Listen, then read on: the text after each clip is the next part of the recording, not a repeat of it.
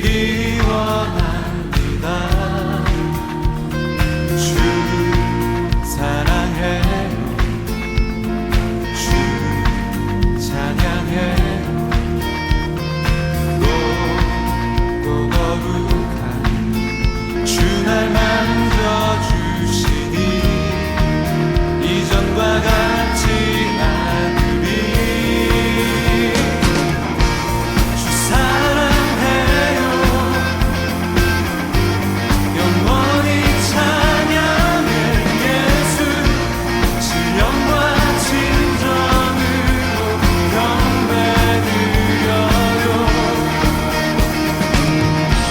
주 사랑해요.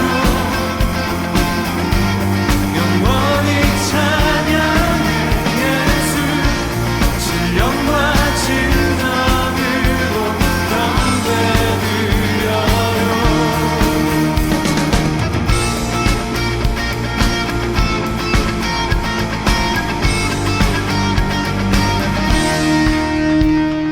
매일 주님과 함께 지내며 주의 부르심 주 마음 알기 원해. 내 모든 허물 주께 속했네. 주께 속했네. 주의 부르심 주 마음 알기 원해. 내 생명 주께 속했네. 주 사랑해요. 영원히 찬양해. 예수 신령과 진정으로 경배드려요. 주 사랑해요. 영원히 찬양해. 예수 신령과 진정으로 경배드려요.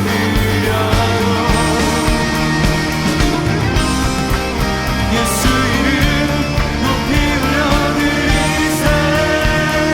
한 목소리로 소리 높여 모두 외치세.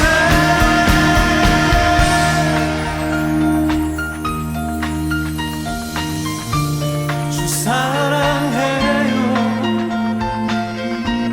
영원히 찬양해.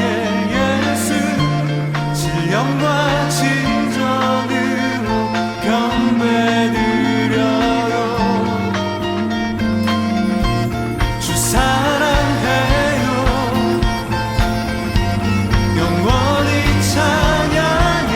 예수 신령과 진정으로 경배드려요. 주 사랑해요. 주 사랑해요. 영원히 찬양해. 예수 신령과 진정으로 경배드려요. 주 사랑해요. 영원히 찬양해. 예수 신령과 진정으로 경배드려요.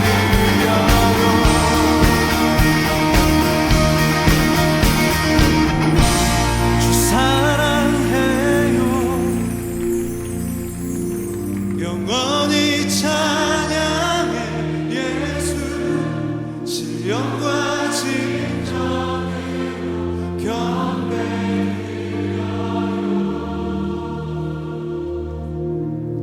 주 사랑해요.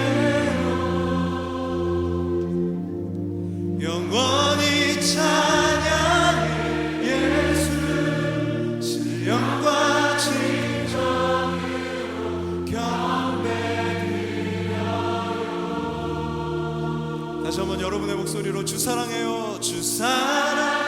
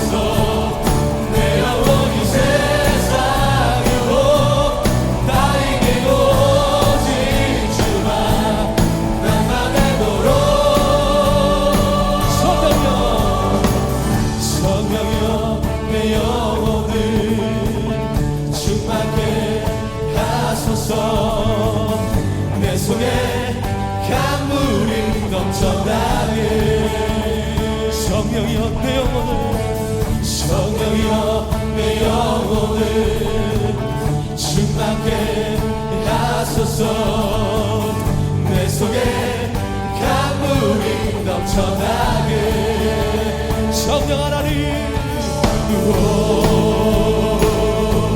성령 하나님 나 다시 새롭게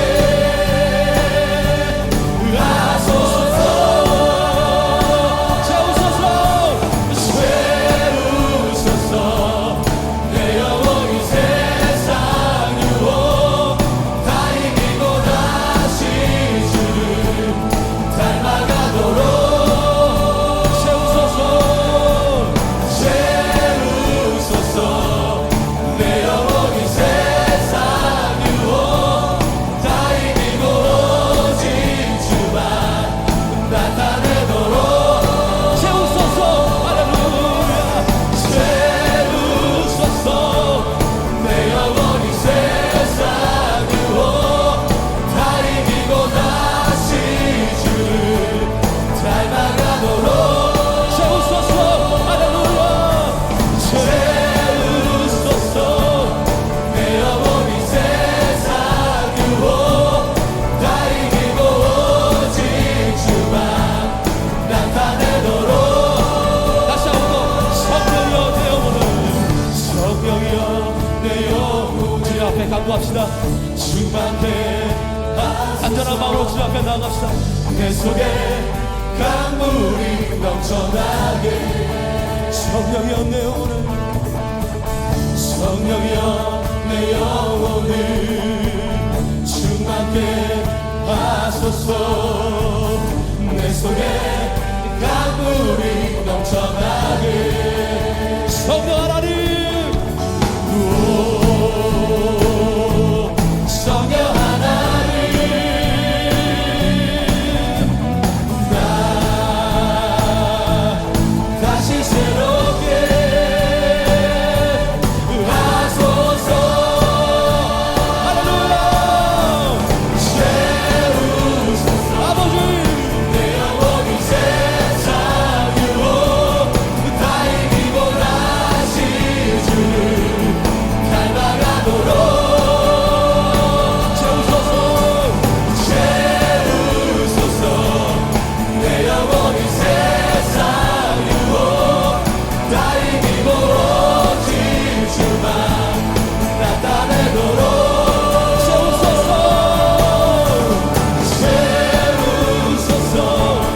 내 영혼이 세상 유혹 다 이기고 다시 주를 닮아가도록 채우소서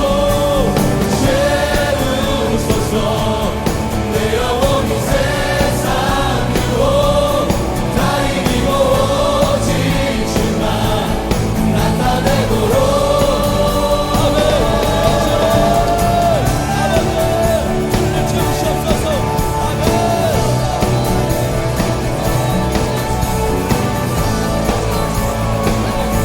성령의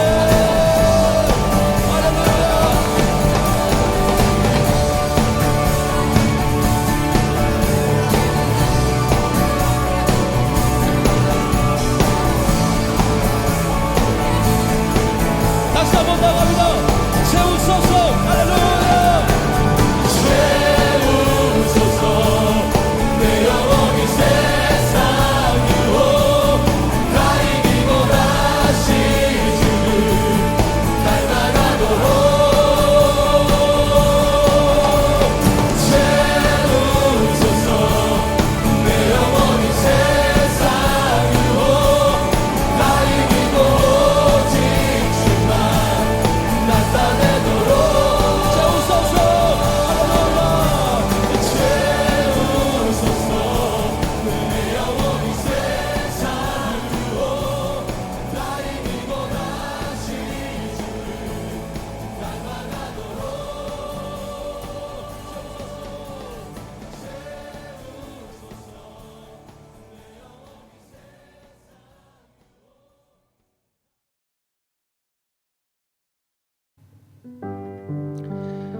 안녕하세요. 수요일입니다. 오늘도 수요 예배를 드린 여러분에게 주의 은혜가 넘치길 원합니다. 오늘은 제가 앞에 섰는데요. 여러분 영상으로 참여하시지만 마음껏 찬양했으면 좋겠습니다. 그냥 제가 부른 거 보지 마시고 여러분 우리 같이 한번 찬양했으면 좋겠습니다. 우리 같이 한번 찬양하기 전에 잠시 묵상으로 기도하며 나가겠습니다. 하나님, 오늘 예배 시간에 함께 해주시고 찬양할 때, 기도할 때, 말씀 들을 때 주님 우리와 함께 해주십시오. 내 안에 말씀해 주십시오. 우리 다 같이 기도하며 먼저 나가겠습니다. 기도하겠습니다. 하나님 주님 감사드립니다. 오늘 예배 나왔는데 오늘도 예배하는 모든 일 가운데 하나님께서 간섭하여 주시고 처음부터 마지막 순간까지 우리와 동행하여 주옵소서. 찬양할 때도, 기도할 때도, 말씀 들을 때도 하나님 우리가 마음대로 생각하지 않게 해주시고 성령님 도와주셔서 주님을 바라보는 이 시간 될 수 있도록 하나님 축복하여 주옵소서. 주님을 기대합니다. 주님 함께 해주십시오. 함께 해주십시오. 사랑해 주님 감사드립니다. 오늘도 주님 앞에 나온 모든 성도들을 주님 굽어 살펴주시고 주의 은혜가 넘치는 이 시간이 될 수 있도록 축복하여 주옵소서. 처음 시간입니다. 성령님 도와주십시오. 끝나는 시간까지 하나님 말씀을 두고 묵상하는 그 순간순간에 주의 놀라운 은혜가 우리 가운데 임하여 주옵소서. 주님을 기대하며 살아계신 예수님의 이름으로 기도드립니다. 아멘. 우리 찬양하겠습니다. 약할 때 강함 대신에 나의 보배가 되신 주 나의 모든 것. 주 안에 있는 보물을 나는 포기할 수 없네. 주 나의 모든 것. 예수 어린 양, 예수 어린 양, 존귀한 이름. 예수 어린 양, 존귀한 이름. 우리 다시 한번 찬양할까요? 약할 때 강함 대신에, 약할 때 강함 대신에 나의 보배가 되신 주 나의 모든 것. 주 안에 있는 보물을 나는 포기할 수 없네. 주 나의 모든 것. 예수 어린 양, 존귀한 이름. 예수 어린 양, 존귀한 이름. 십자가 죄사하셨네. 십자가 죄사하셨네. 주님의 이름 찬양해. 주 나의 모든 것. 쓰러진 나를 세우고 나의 빈잔을 채우네. 주 나의 모든 것. 예수 어린 양, 예수 어린 양, 존귀한 이름. 예수 어린 양, 존귀한 이름. 예수 어린 양, 예수 어린 양, 존귀한 이름. 예수 어린 양, 존귀한 이름. 아멘. 우리 힘차게 박수며 찬양하겠습니다.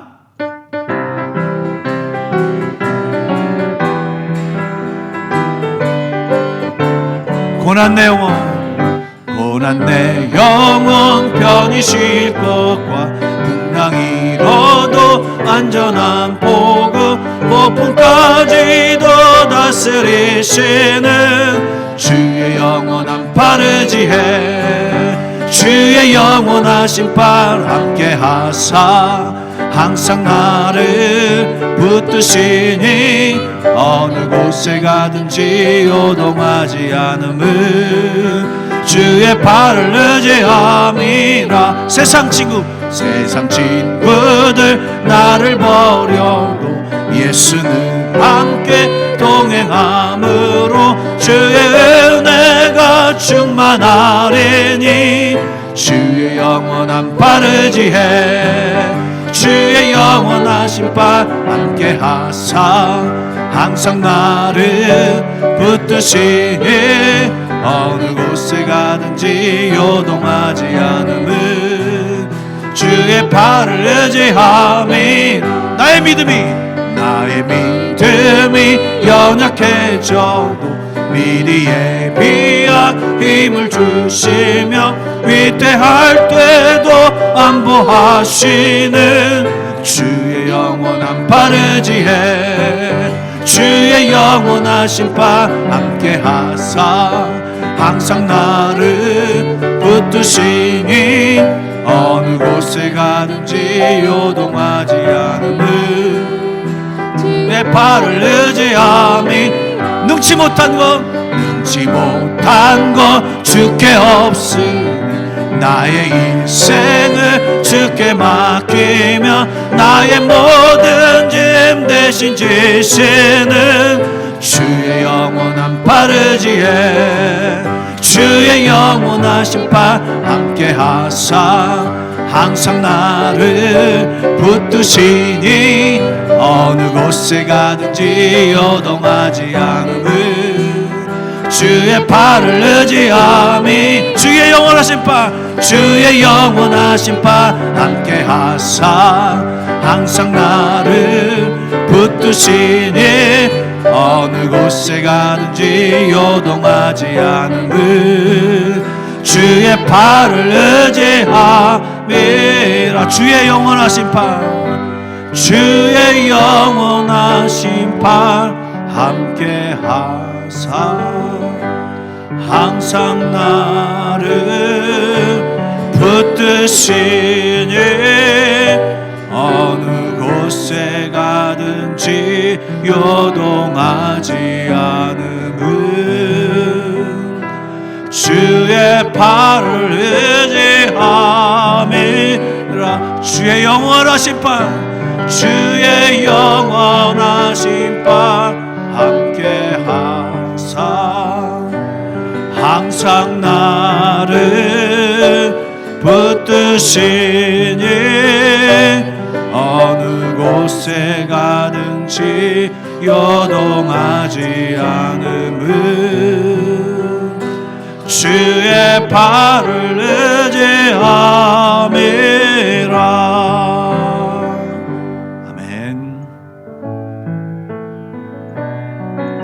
이게 오랜만에 부르는 찬양인데요, 우리 가사를 생각하시면서 우리 1절과 3절만 부르겠습니다.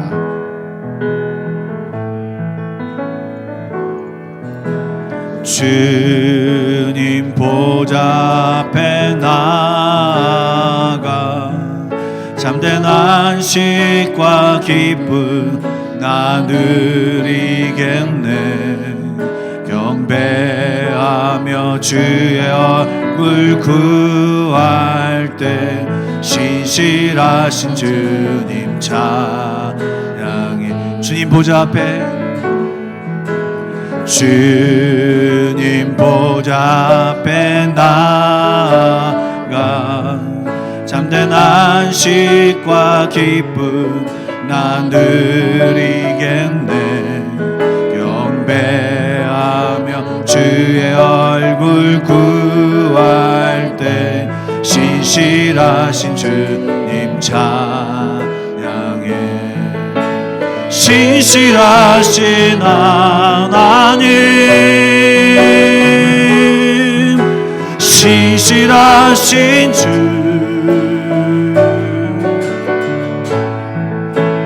나의 주 하나님은 신실하신 주님, 신실하신 하나님, 신실하신 주, 나의 주 하나님은 신실하신 주님. 평안 내려주신, 평안 내려주신 하나님, 나로 고통받는 자를 위로하게 하소서. 나의 평생에 주의 사랑을 전하리. 신실하신 주님 찬양해. 신실하신 하나님, 신실하신 주, 나의 주 하나님은 신실하신 주님, 신실하신 하나님, 신실하신 주, 나의 주 하나님은 신실하신 주님. 이 시간 기도하며 나가기 원합니다. 우리 신실하신 하나님 앞에, 여러분, 우리가 실수하면 어떻습니까? 우리가 죄를 지어 넘어지면 어떻습니까? 우리 주님 앞에 나아가면 됩니다. 너무 힘겨워하지 마시고 주님 앞에 믿음으로 구하며 나가십시오. 우리는 실수하고 넘어지지만 신실하신 하나님이 오늘도 우리를 일으키시며 오늘도 우리를 붙잡으실 것입니다. 우리 다 같이 기도하며 나가도록 하겠습니다. 기도하겠습니다. 사랑해 주시니 감사드립니다. 예, 주님, 그렇습니다. 주님은 신실하신 하나님이십니다. 나는 늘 배반하지만, 날도 넘어지고 주 앞에 아버지는 여러 가지 모습으로 살아가고 있지만, 늘 동일하시며 똑같이 우리를 대하시는 그 하나님, 사랑으로 대하시는 하나님, 그 신실하신 하나님으로 인하여 오늘도 하나님 용기를 내봅니다. 오늘도 용기를 내어 주님 앞에 나아갑니다. 담대함으로 나아갑니다. 주님을 바라보며 나아가오니 하나님 주여 붙잡아 주시고 일으켜 세워주시고 내가 쓰러진 그곳에서 다시 일어나게 하시며 주를 부르게 하여 주십시오. 주님 만나게 하여 주십시오. 오늘도 말씀을 들을 때 그 말씀에 살아계신 주님을 만나는 놀라운 역사가 우리 가운데 있게 하여 주십시오. 주님을 기대합니다. 주님을 찬양합니다. 오늘도 우리와 함께 하여 주시옵소서. 신실하신 하나님, 나의 하나님, 주님을 기대합니다. 오늘도 주님을 기대하니 주여 만나 주십시오. 주님 만나 주십시오. 아멘. 주여 믿습니다. 주님은 나의 하나님이십니다. 하나님 참 하나님이십니다. 그 하나님을 기대합니다. 오늘도 기대하오니 주여 만나 주시고 주의 이름을 만나서 인도하여 주옵소서. 주님.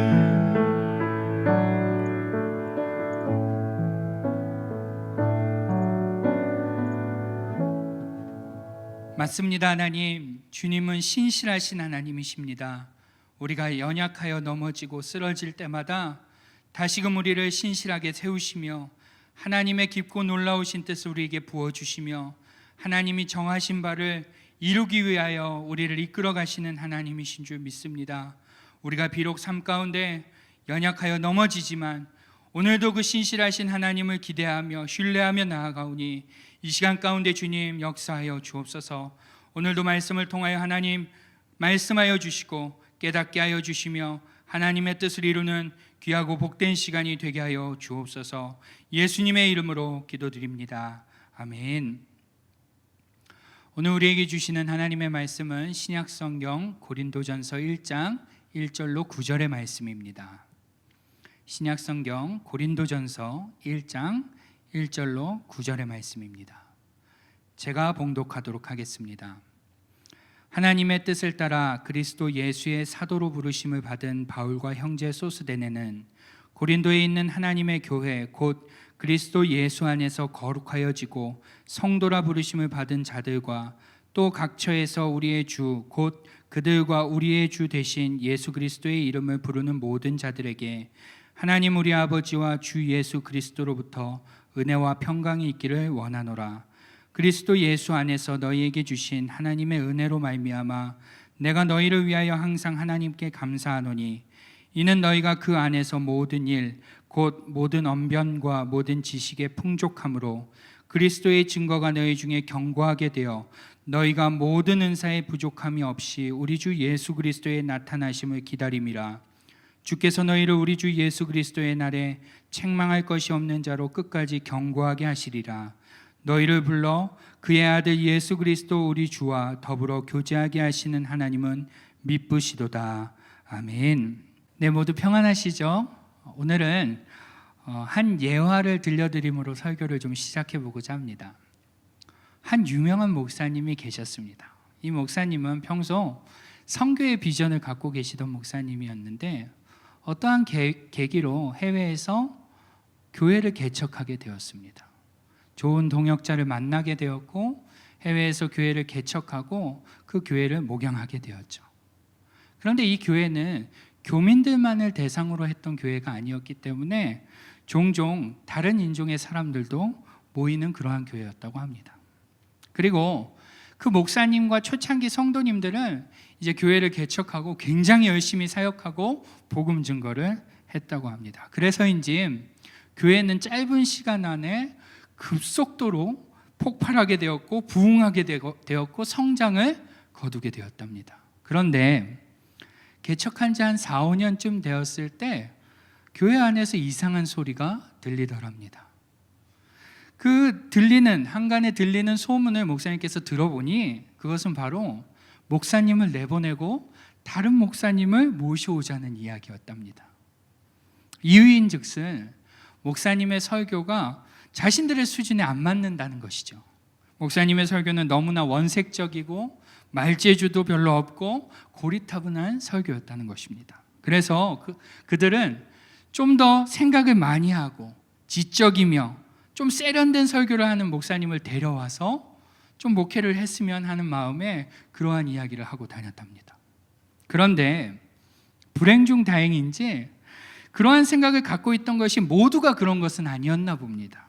한편에서는 이 담임 목사님의 설교를 좋아하는 사람도 있었고 선호하는 사람들도 있었기 때문에 서로 의견이 분분했고 어쩔 수 없이 그 안에서 패가 나뉘어지는, 그래서 서로 갈등을 겪는 그러한 일들이 발생됐다고 합니다. 이 목사님은 참 가슴이 아팠답니다. 본인은 최선을 다해 기도하면서 말씀을 전하는데 교인들이 그것을 잘 몰라주는 것 같고 또 그러한 이야기가 들리니 서운한 마음이 들었던 것이죠. 그런데 문제는 그뿐만이 아니었습니다. 마음을 추스리고 정신을 차릴 틈도 없이 교회 안에 여기저기에서 문제가 하나 둘씩 터지기 시작했던 것입니다. 그 문제가 뭐냐면 교회 안에 외도하는 사람, 어떤 사람? 바람 피는 사람들이 생기게 된 것입니다. 또 어머니와 아들이 잠자리를 같이 하는 끔찍한 일들이 벌어지게 된 것입니다. 그리고 또 교회 안에서 특정한 사람을 왕따시키는 일도 발생되고요, 성도들끼리 싸우기도 했습니다. 심지어는 이 싸움이 커져서 법원에다가 고소하는 일도 발생됐다고 합니다. 여러분, 교회 꼴이 이러다 보니까요, 자연스럽게 교회는 분열되고 서로 비방하는 일들이 너무나 많았습니다. 여러분, 예배는 어땠겠습니까? 당연히 엉망이 되었죠. 결국 교회의 질서는 온데간데 없이 무너지고요, 하나님에 대해서 잘 아는 사람도, 제대로 아는 사람도 없고 그저 교회 안에서 목소리 큰 사람이 주인이 되어서 그야말로 교회가 아수라장이 되었던 것입니다. 얼마 만에요? 개척한 지 5년이 채 안 되어서 그랬던 것입니다. 여러분, 이러한 교회 어떠신가요? 교회라고 할 수 있을까요? 어떠신가요? 여러분들의 생각은 어떠신가요? 저는 개인적으로 이러한 교회가 과연 교회로서의 존재의 가치가 있나? 이런 생각을 좀 해봤는데요. 여러분은 어떠십니까? 물론 우리가 어떻게 생각한들 그 교회가 바뀌거나 달라지는 건 없을 것입니다. 그러나 한번 같이 생각해 보자는 것입니다. 만약 여러분이 그 교회 담임 목사님이었다면 어땠을까요? 어떻게 하셨겠습니까? 저는 이 이야기를 들으면서 내가 만약 그 교회의 담임 목사였다면 어땠을까? 이러한 질문을 해봤는데요. 제일 먼저 든 생각은 어떠한 생각인 줄 아십니까? 내가 가서 바꿔놔야지. 이러한 생각이었으면 참 좋았겠는데 제 안에 제일 먼저 든 생각은 난 자신 없는데 나였으면 재빨리 사임했을 것 같다라는 그러한 생각을 하게 되었습니다. 여러분은 어떠십니까? 여러분, 그 교회 목사님은 어떻게 했을까요? 그 목사님은 괜히 유명한 목사님이 아니었습니다. 그분은 저처럼 목회를 포기하거나 교회를 사임하려 하지 않고요. 그 교회 교인들을 묵묵히 계속해서 목양해 나갔습니다.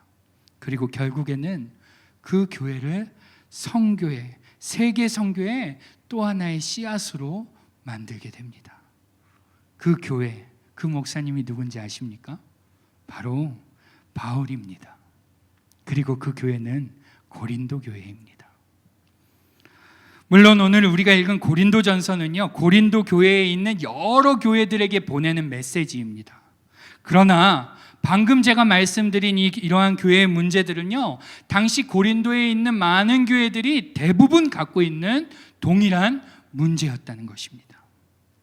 여러분, 이와 같은 교회, 도대체 어디서도 교회의 모습이라고는 요만큼도 찾아볼 수 없는, 정말로 형편없는, 조금 세게 말하면요, 차라리 없는 게 나아 보이는 그러한 교회를 오늘 바울 사도는 담당하고 있었던 것입니다. 여러분, 그 교회를 목양하는 입장에서 바울 사도의 마음은 어땠을까요? 이 골칫덩어리들, 이 고린도 교회 이 문제아들, 내가 안 하고 말지. 내가 간다가 내가 떠나면 그만이지.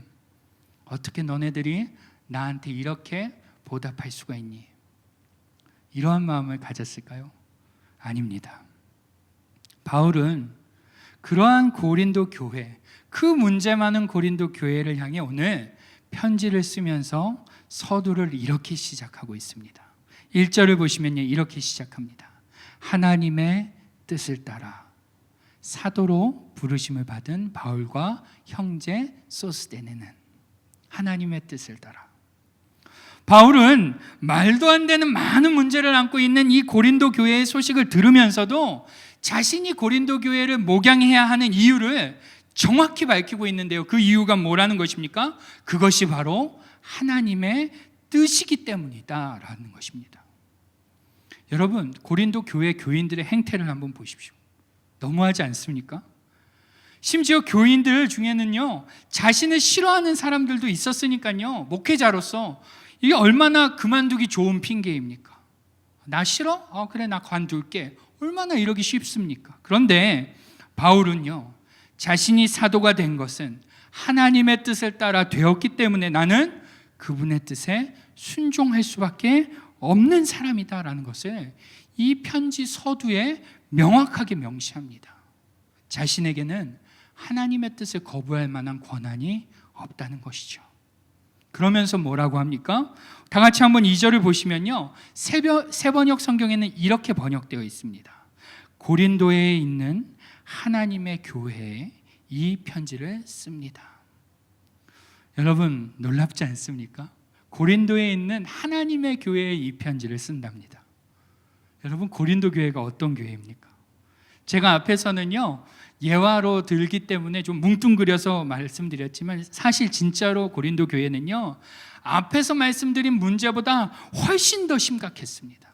제가 그냥 간단하게 나열해 보면요, 고린도 교회는요 분열되고 파가 생겼습니다. 그래서 나는 누구 파, 나는 누구 파, 나는 누구 파 이러면서 서로 다투고요, 근친상간이 생기고요, 간음하고요, 신전의 창기들과 간음하고요, 성도가 서로 세상 법정에 소송하고요, 성도들 사이에서 음식 문제 때문에 서로를 시험 들게 하는 일이 생깁니다.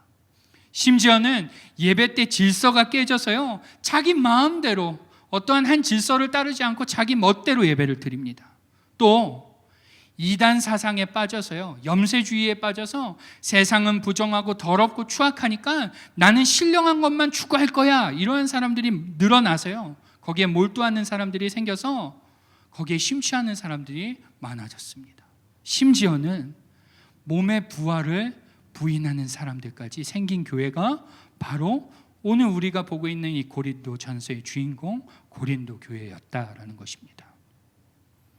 누구 하나 복음에 대한 진수, 그 복음의 진수를 아는 자가 전혀 없고 그저 물질 만능주의가 팽배하고 모두가 무지하고 악독하고 타락하고 방탕한 그러한 자들만이 빽빽하게 들어있는 교회가 바로 이 고린도 교회였다는 것입니다. 여러분 주위에 이러한 교회 보신 적 있습니까? 저는 아직까지 이 정도로 형편없는 교회는 본 적이 없습니다. 교회마다 연약한 부분도 있고요, 안타까운 점도 있습니다.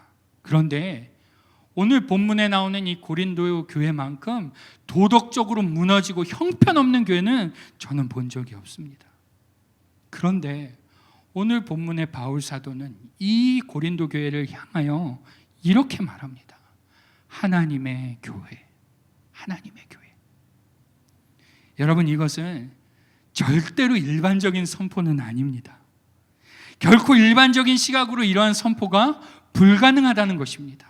여러분 어떻게 이러한 교회를 하나님의 교회라고 할 수 있습니까? 제 생각에는 없어져 마땅한 교회, 사라져버려도 조금도 아쉽지 않는 교회인데 바울은 그 교회를 하나님의 교회라고 선포합니다. 왜 그렇게 할까요? 왜 바울은 하나님의 교회라고 선포하고 있는 것일까요? 왜요? 도대체 왜 그럴까요? 당시에 교회가 별로 없으니까 그나마도 그거 있는 게 너무나 아쉽고 그래서 그렇게 얘기하는 걸까요? 아닙니다. 그것도 아니라면 바울이 지금 고린도 교회의 문제의 심각성을 제대로 파악하지 못해서 고린도 교회 보고 하나님의 교회라고 말하는 걸까요? 그것도 아닙니다. 도대체 왜 바울은 그렇게 형편없고 죄송합니다, 교도소만도 못한 교회를 왜 하나님의 교회라고 선언할까요? 그것은 바로 오늘 본문 2절에 나오는데요, 세번역 성경으로 우리 한번 다 같이 읽어보겠습니다. 우리는 그리스도 예수 안에서 거룩하여지고 성도로 부르심을 받은 여러분에게 문안드립니다. 또 각처에서 우리 주 예수 그리스도의 이름을 부르는 모든 이들에게도 아울러 문안드립니다. 아멘. 뭐라고요? 그리스도 예수 안에서 거룩하여지고. 에이 무슨 소리입니까? 도대체 어디가 거룩해졌다는 것입니까? 간음하고 싸우고 서로 송사하고 제멋대로 하는데 도대체 어디가 거룩해졌다는 것입니까? 이러한 질문 가능하지 않습니까? 그런데 여러분, 제가 전에 한번 수요 설교 때 말씀을 드린 적이 있는데요, 베드로가 무두장이 시몬의 집에 있을 때 그가 옥상에서 하나님께서 그에게 부정한 음식이라고 정해진 음식들을 내려주십니다. 그때 베드로가 어떻게 하죠? 저는 이것을 먹을 수 없습니다, 이것은 부정하기 때문에 먹을 수 없습니다 라고 3번이나 거부하는 일이 있었습니다. 그때 하나님께서 뭐라고 말씀하십니까? 내가 정결하게 한 것, 내가 깨끗하게 한 것을 너가 왜 부정하다고 하느냐라고 말씀하십니다.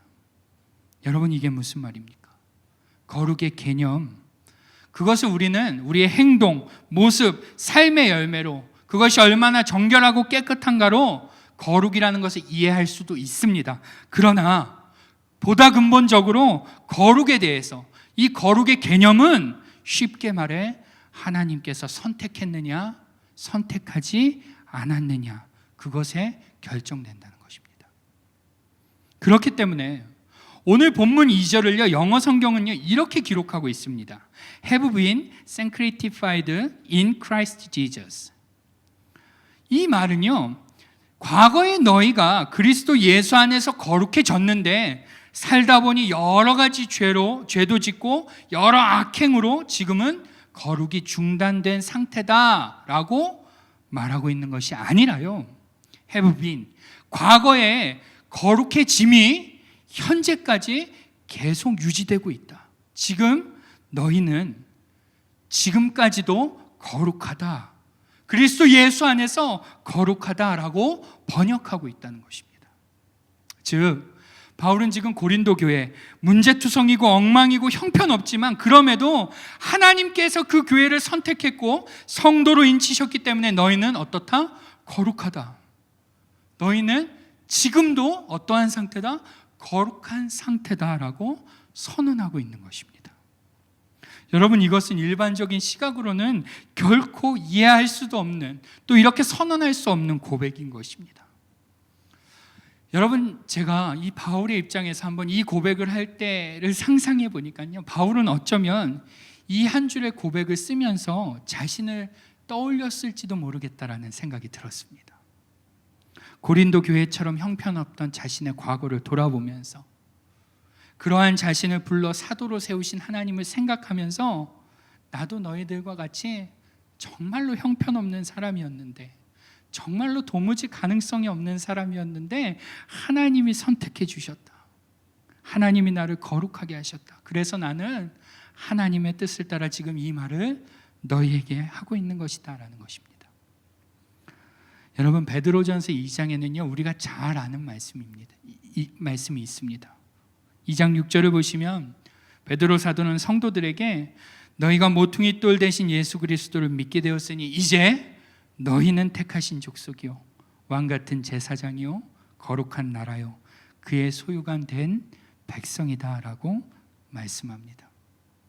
여러분, 베드로 사도가 오늘 우리가 어떻게 살 줄 알고 그러한 선언을 합니까?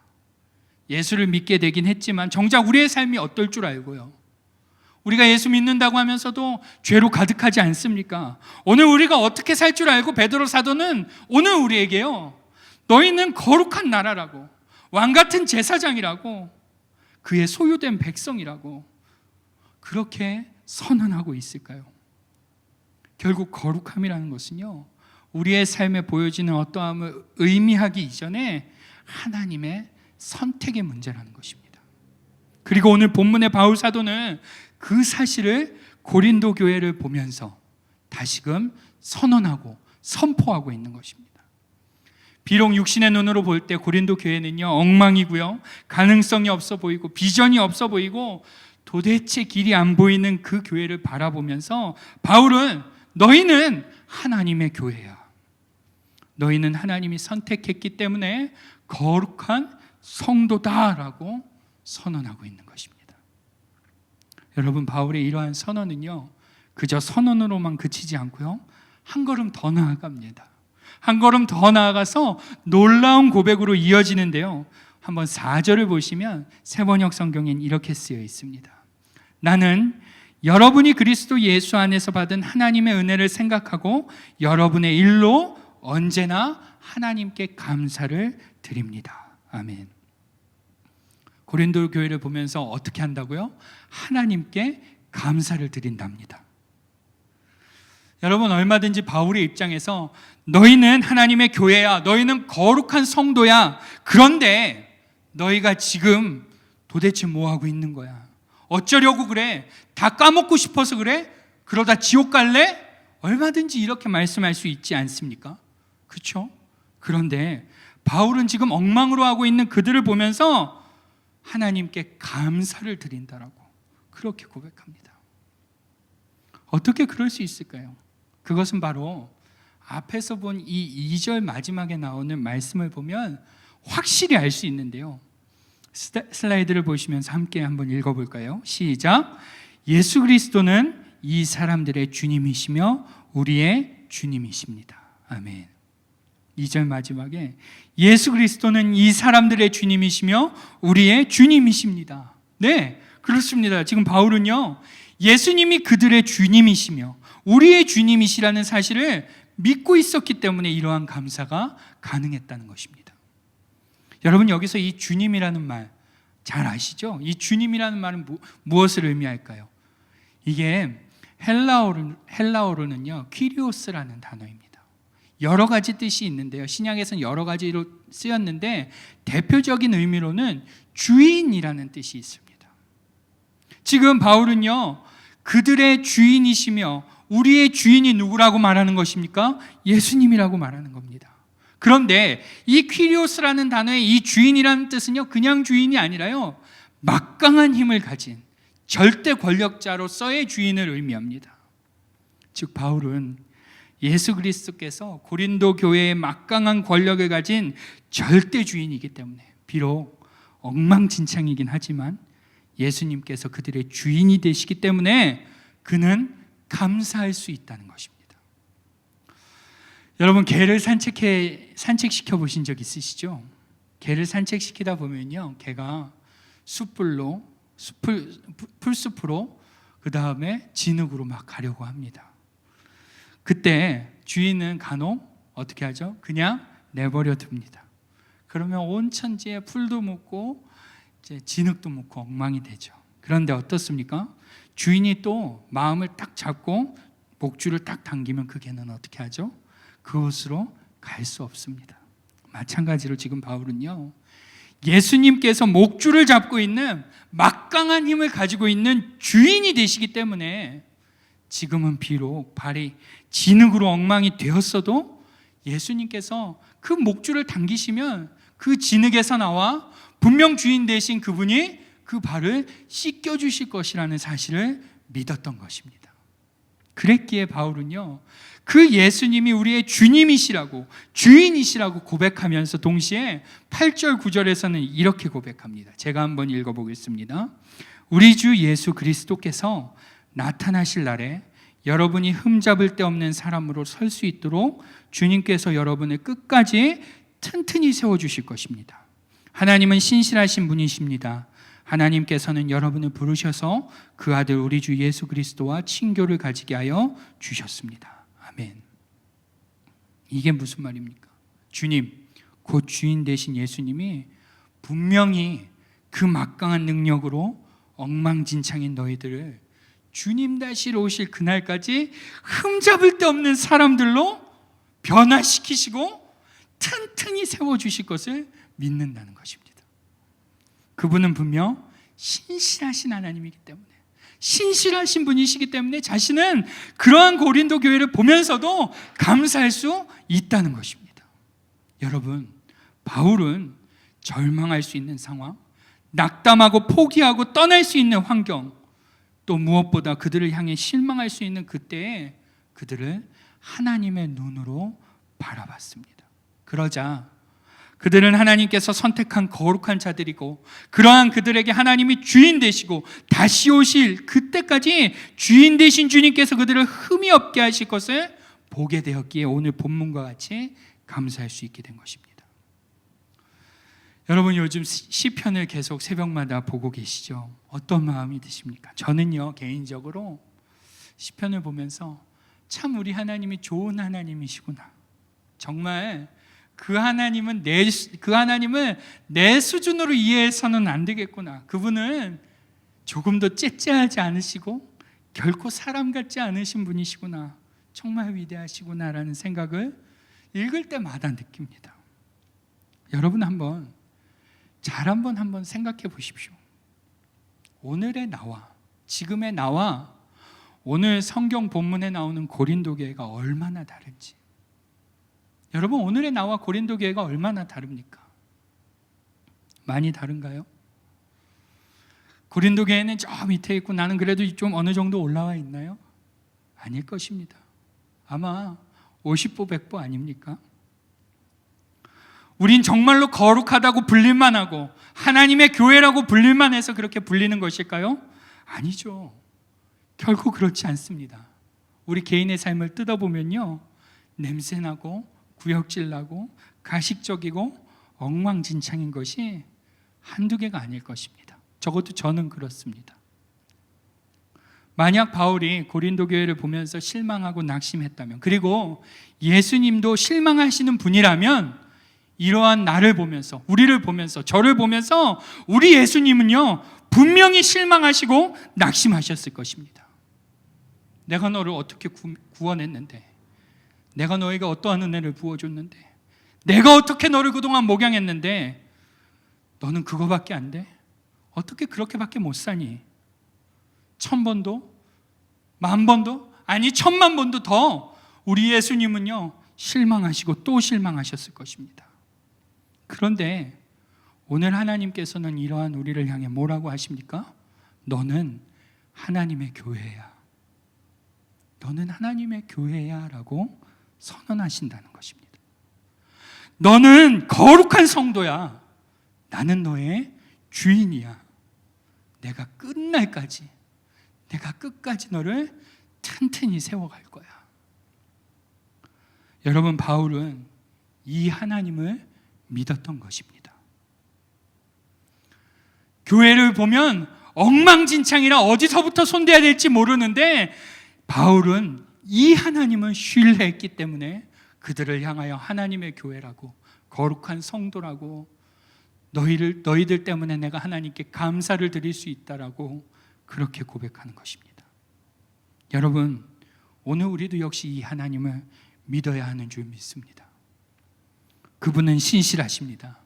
바울의 고백처럼요, 그분은 미쁘십니다.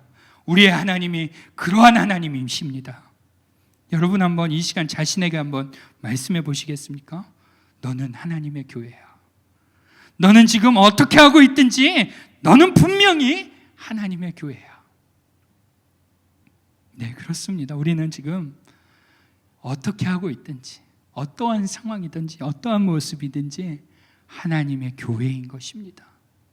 우리는 분명 거룩한 성도요, 우리는 분명 예수님께서 다시 오실 날까지 흠없게 서 있게 될 하나님의 교회인 것입니다. 왜냐하면 우리의 하나님이 신실한 분이시고 미쁘시기 때문입니다. 여러분, 요즘 코로나 사태로 인해서 교회에 대한 비관적인 이야기들이 팽배합니다. 더 이상 가능성이 없다고, 이제 교회가 모이기 힘들 것이라고, 이제 새로운 방법을 찾아야 한다고 여기저기서 비관적인 말들이 많아지고 있습니다. 네, 다 좋습니다. 분명 우리의 눈에 현실적인 어려움도 보일 것이고요, 또 넘기 힘든 문제도 분명 있을 것입니다. 그러나 분명한 것은요, 신실하신 하나님께서 여러분을, 오늘 우리를, 나를 하나님의 교회로 세워서 흠이 없고 튼튼하게 세우신다는 사실입니다. 그렇기 때문에 어떠한 상황이 와도 하나님의 교회는 형태는 바뀔지언정 그 기능과 목적은 결코 상실하지 않을 것이며 더욱더 든든히 세워질 것입니다. 하나님의 교회, 거룩한 성도인 여러분, 우리 자신의 행실을 보면서 자꾸만 하나님께로부터 멀어지게 하는 사단의 소리에 속지 마십시오. 아, 난 이거밖에 못해. 나 오늘도 죄졌어. 아, 내가 무슨 하나님의 백성이야. 그러면서 하나님과 조금씩 멀리 하라고 하는 그 사단의 소리에, 사단의 꾀임에 넘어가지 마십시오. 여러분은 이미 거룩한 성도입니다. 죄를 짓는 그날에도, 넘어지는 그때에도 과거에 거룩해지었고 오늘까지 그 거룩함은 계속되고 있습니다. 여러분, 신실하시고 미쁘신 하나님이 이미 거룩하게 하셨기에 그것을 의심하지 마십시오. 오늘 우리가 이 사실을 굳게 붙잡고 오늘도 믿음으로 전진하는 저와 여러분이 될 수 있기를 주님의 이름으로 축원합니다. 아멘. 여러분, 오늘 이 시간 한번 같이 기도했으면 좋겠습니다. 같이 기도할 때 다른 어떠한 기도보다도요, 오늘은 특별히 내가 믿는 하나님을 신실한 분으로, 미쁘신 분으로 인정해드리면서 그렇게 기도했으면 좋겠습니다. 다 같이 기도할 때 하나님은 나의 주인이십니다. 나는 주인 되신 하나님으로 인해서 하나님의 교회이며 거룩한 성도입니다. 그렇게 하시는 하나님을 인정합니다라고 우리가 좀 고백하면서, 선포하면서 이 시간 같이 기도하며 나아가겠습니다. 기도하시겠습니다. 하나님 아버지, 감사합니다. 하나님, 우리는 우리의 삶 가운데서 넘어질 때가 너무나 많습니다. 쓰러지고 자빠질 때마다 우리 안에 두려움이 찾아오고 낙심하게 되고 좌절하게 되고 실망하게 됨이 우리를 사로잡습니다. 그러나 하나님, 오늘도 우리가 우리가 낙심하지 않고 주님을 바라보는 것은 이미 주께서 우리를 거룩하게 하셨기 때문입니다. 오늘도 주께서 우리를 거룩하게 하셨으므로 주님께서 우리를 선택하시고 하나님의 교회로 거룩한 성도로 분명히 부르고 계시기 때문에 오늘도 우리가 그것을 붙잡고 나아갑니다. 성령 하나님, 오늘도 이 믿음이 우리 가운데 있게 하여 주시고 특별히 하나님을 그러한 하나님으로, 신실하신 하나님으로 인정하는 우리의 삶이 되게 하여 주옵소서. 우리가 넘어질 그때에도, 우리가 자빠지는 그때에도 우리를 일으키시며 이끌어 가시는 그 하나님을 인정하는 오늘 우리가 되게 하여 주옵소서. 주님을 인정합니다. 신실하신 하나님을 인정합니다. 주님이 주인이십니다. 주님 감사합니다. 주님 감사합니다.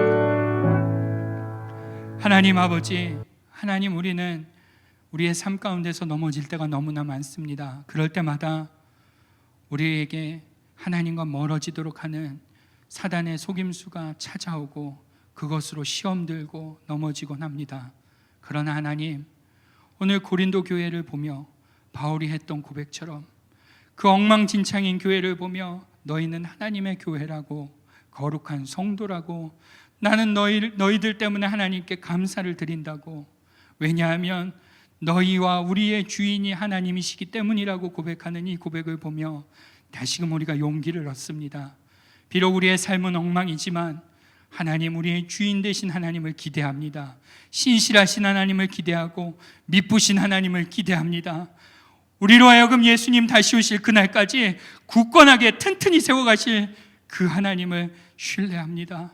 오늘도 우리의 삶에 이 믿음이 변함없게 하여 주시고 굳게 자리 잡아 하나님을 향하여 하나님의 뜻을 따라 사는 우리가 될 수 있도록 주님 주장하여 주옵소서.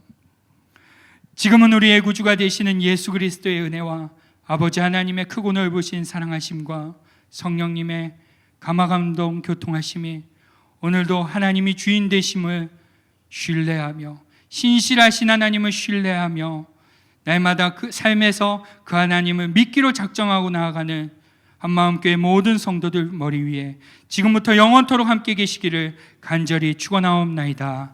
아멘.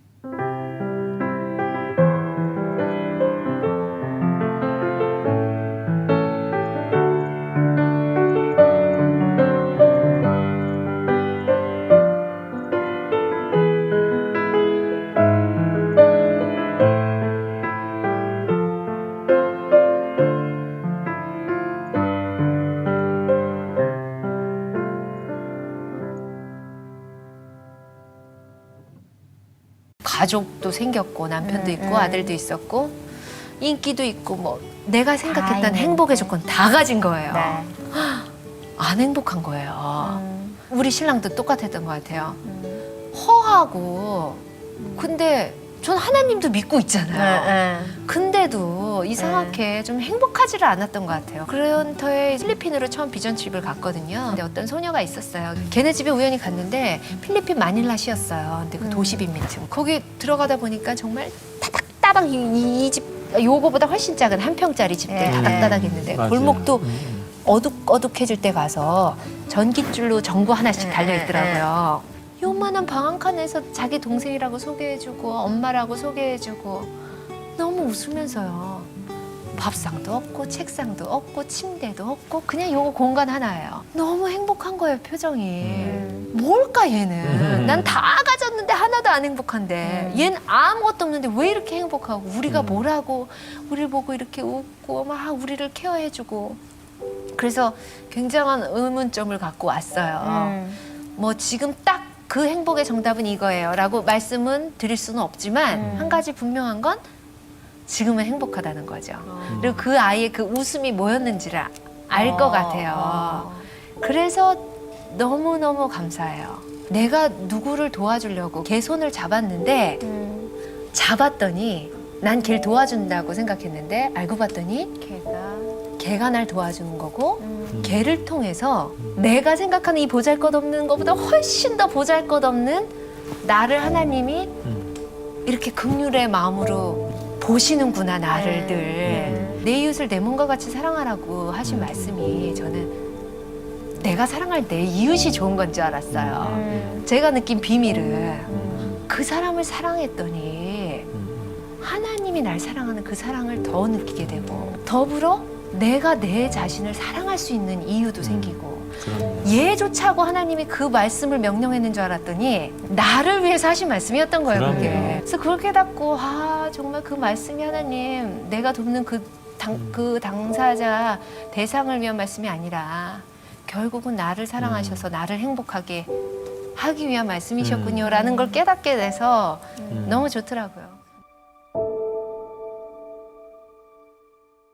호주에 가서 말씀을 전할 일이 있었어요. 몇 교회를 다니는 가운데 많은 교회에서 부활에 대해서 십자가 사건에 대해서도 믿고 있지 못하는 사람들이 많다는 걸 알게 됐어요. 이러면 안 되는데 그래서 보통은 제가 그렇게 안 하는데 가야 될 교회 목사님하고 아침 식사를 할 때 제가 이렇게 이야기를 했어요. 이분들한테 정말 하나님을 경외하고 하나님을 신뢰하는 것이 좀 필요할 것 같은데 몸이 아프신 분들을 위해서 좀 치유 기도를 할까요? 그랬더니 그거 너무 좋은 생각이라고 저녁에 한번 아픈 분들을 위해서 기도해 달라고 이렇게 부탁을 하셨어요. 마음의 준비를 하기 위해서 기도를 하는데 오늘 하나님이 일해 주시겠다 하는 그런 어떤 감동이나 기대감이 생기질 않는 거예요. 마음을 고쳐 먹었어요. 기도는 없는 걸로 하고 조용히 들어가자. 나와서 말씀 전하고선요 들어가려고 했어요. 근데 앞자리에 앉아 계신 담임 목사님이 아픈 사람들 다 전화해서 나오라고 했는데 무슨 소리냐고 빨리 앞으로 나가야 된다고 무조건 기도하라고. 제가 다시 앞으로 나오는데요 도살장에 끌려가는 소 같은 느낌이었어요. 근데 문득 그러는 제 모습을 보면서 이 사람들에게 어떻게 믿음을 일깨워줄까 했던 사람인데 보니까 제가요 믿음이 없더라고요. 왜? 사람들이 나를 어떻게 보고 어떻게 이해할 것인가 그거에 대한 관심이 나의 믿음을 가로막고 있다는 걸 그때 깨닫게 됐어요. 그리고 나서 이렇게 기도했습니다. 하나님, 솔직히 저에게 믿음이 없습니다.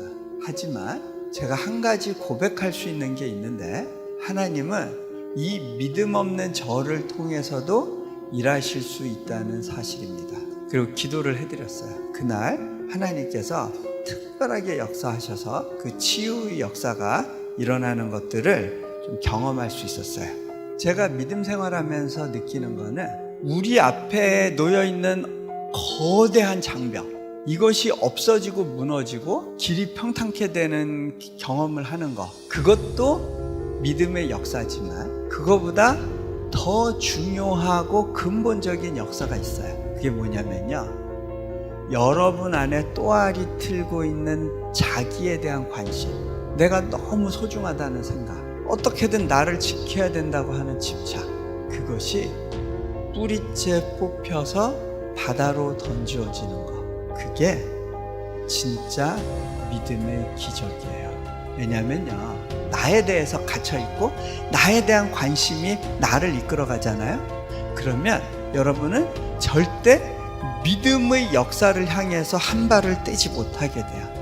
내가 어떻게 내일 먹을 거를 준비하고 내 앞길을 챙길 것인가 생각하는 것이 아니라 먼저 주님을 바라보는 것 그게 믿음을 갖고 살아가는 사람의 삶 가운데 나타나는 모습이에요. 그게 믿음이라는 거예요.